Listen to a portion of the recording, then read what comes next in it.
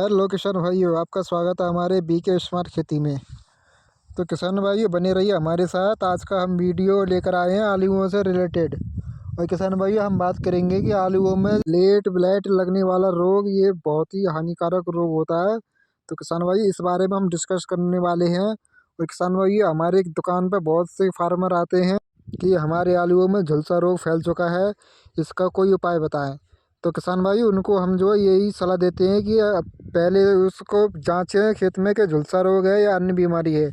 तो किसान भाई जुड़े रहिए हमारे साथ। तो किसान भाई आज का वीडियो हम स्टार्ट करते हैं। तो किसान भाई आपको सबसे पहले अपने खेत में जाके पहले उसको परखें कि उसको जो है कि लेट ब्लाइट रोग फैला है या फिर इसमें अन्य बीमारी है या फिर मौसम के अनुसार हो रहा है या फिर खेत के अंदर हमारे पोटास या फास्फोरस की कमी हो रही है।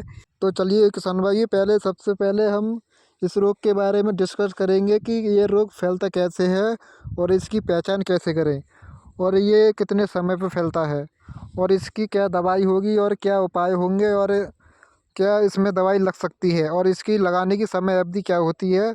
तो सारा इस वीडियो में हम डिस्कस करने वाले हैं। तो किसान भाइयों बने रहिए हमारे साथ और हमारे वीडियो को पूरा देखें, तभी आपके समझ में आ पाएगा।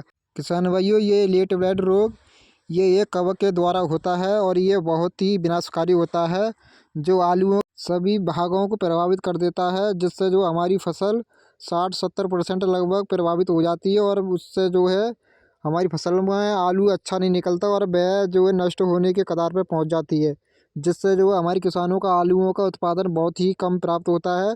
तो इसलिए किसानों भाई विशेष ध्यान दें। इस अवस्था में दिसंबर और जनवरी में ये लेट ब्लाइट आती है और ये बहुत ही हानिकारक रोग होता है। तो किसान भाइयों अब इसकी लक्षण की बात कर लेते हैं कि हमें अपने खेत में कैसे पहचान करें कि हमारे खेत में लेट ब्लाइट रोग आया हुआ है। आलू की फसल में पत्तियों के किनारे गहरे रंग के भूरे धब्बे बनते हैं। और दूसरा किसान भाइयों नम मौसम में इसके पत्ते जल से लथपथ हो जाते हैं, यानी पूरी तरीके से भीग जाते हैं। पत्तियों के निचले हिस्से पर सफ़ेद रंग का कवक का आवरण दिखाई देता है। और किसान भाइयों आलू के कंदों पर स्लेटी नीले रंग के धब्बे दिखाई देते हैं। लेट ब्लाइट से प्रभावित खेत के अंदर विशिष्ट प्रकार की दुर्गंध उत्पन्न हो जाती है। तो किसान भाई इससे रिलेटेड बहुत से प्रकार के लक्षण दिखाई देते हैं। तो चलिए किसान भाई अब हम इसकी नियंत्रण की बात कर लेते हैं कि हमें लेट ब्लाइट रोग से कैसे छुटकारा पाए और इसको कैसे नियंत्रण किया जाए ताकि जो हमारी फसल का अच्छा उत्पादन हो सके। तो चलिए किसान भाई इस बारे में हम बात कर लेते हैं।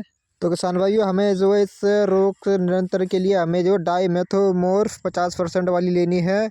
और इसकी डोज की बात करें तो किसान भाई इसी डोज की लगभग 200 ग्राम से 300 ग्राम प्रति एकड़ के हिसाब से उपयोग करें।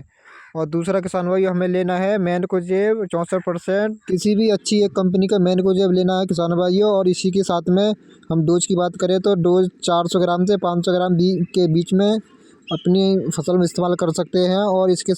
और किसान भाई डाईमेथोफोर 50% और 64% मैनकोजेब इन दोनों दवाओं को अलग अलग ही बॉक्स में मिलाएं, एक बॉक्स में नहीं मिलाना है। और इसी के साथ किसान भाइयों हमें एक लेना है स्टिकर जो सिलिकॉन बेस्ड वाला हो। और किसान भाइयों 120 लीटर से लेकर 160 लीटर प्रति एकड़ के हिसाब से अपनी आलू की फसल में इस्तेमाल करें। और सुबह के टाइम इस्तेमाल नहीं करना है, तो खुले मौसम और साफ मौसम में इस्तेमाल करें।